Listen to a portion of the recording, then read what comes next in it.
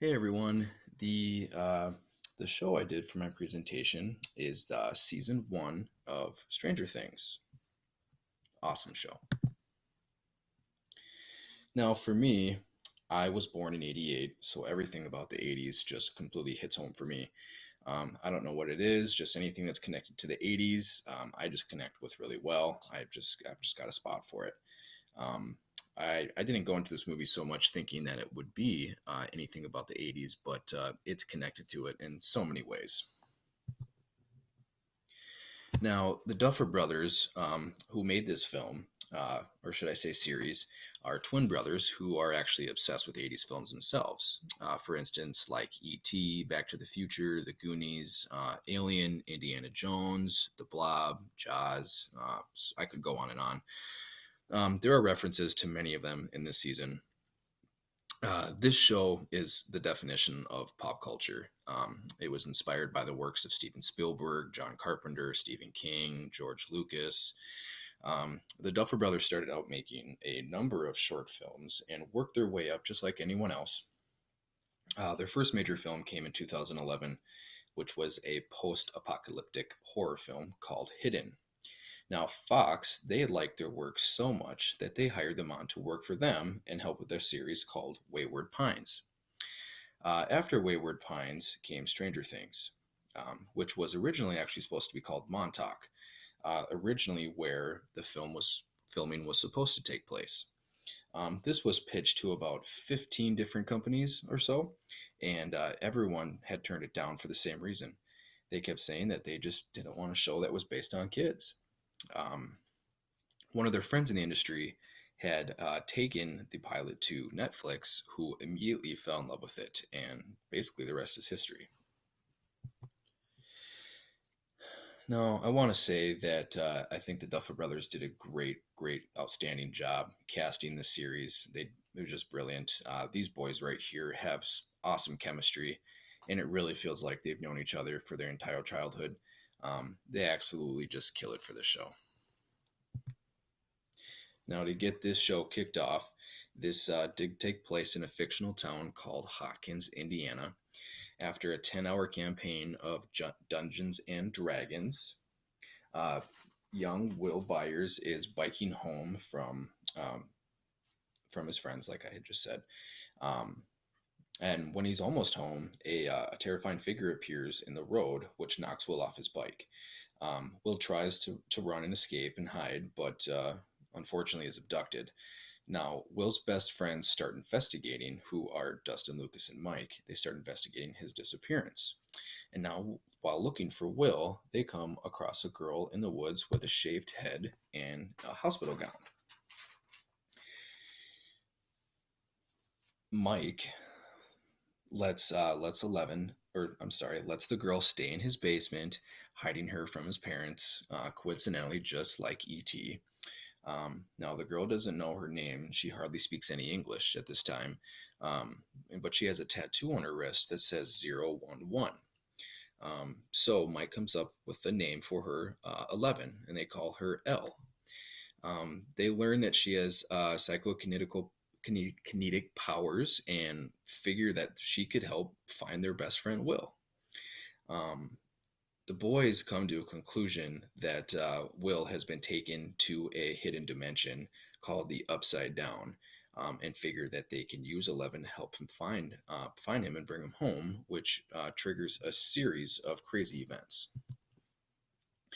Now, I want to say that 11 is her character is so awesome in this show. She's a total sweetheart who just loves waffles. And with the most innocent smile to being able to just turn it over. So I mean, somebody you just want to be best friends with, somebody I want to be best friends with. This girl just melts my heart. I love her character so much. She can go from this smiley, innocent, quiet girl to a killer. She can just turn it on and do what she needs to do, and it protects these kids and protects everyone in this town and kills the Demogorgons. Sorry, spoiler alert. Um, to go on next is the characters in the show. One thing that really stands out for me in this series, the Duffer Brothers didn't let any characters shy away from the spotlight. There is just love for all of them here. this show truly belongs to the kids who are Mike, Will, and Lucas, and Dustin, and of course, Elle. But everyone in the series, from Mike's parents to the stud Steve boyfriend, her best friend Barb, um, Joyce, the mom of Will, to one of my other favorite characters in the show next to Elle, which would be Hopper. He's just a big softie, and he's the sheriff of the town. And then there's the relationship we all want to see happen between Nancy, who is Mike's sister, and Will's brother Jonathan. There is an important role for everyone in this show through the entirety of the show. Now, when it comes to graphics and special effects of this show, I would have guessed that the Demogorgon and all things were computer generated, but it was actually called spectral motion, meaning that the character is actually in the scene and in a suit, and they add special effects to dramatize the character in editing. Now, I will add a link to the end of this slideshow here for you to hopefully be able to click on so you can take a look at the YouTube video on spectral motion, which I think is pretty cool. I think you would enjoy it.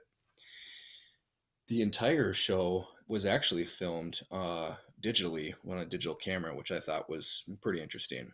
There are a lot of smash cuts in this show, which I've mentioned before, which is one of my absolute favorite things about editing. And I think if you know how to use it and you use it well, it can add a lot to a show and be very beneficial. Some fun facts I just want to run by you guys. Millie Bobby Brown, who was 11, her first kiss actually in real life came with Mike in the show in episode 8. They spent over $220,000 on props like Jonathan's cameras, walkie talkies, bikes, posters, clothes, um, cars, all kinds of stuff. Now, the upside down, if you've seen this show and you see where it seems like it's snowing and everything is really dark and gloomy, this actually was inspired by the Silent Hill video game. Um, another couple of things. Like I said, this show was originally supposed to be called Montauk, and then they changed it over to Stranger Things.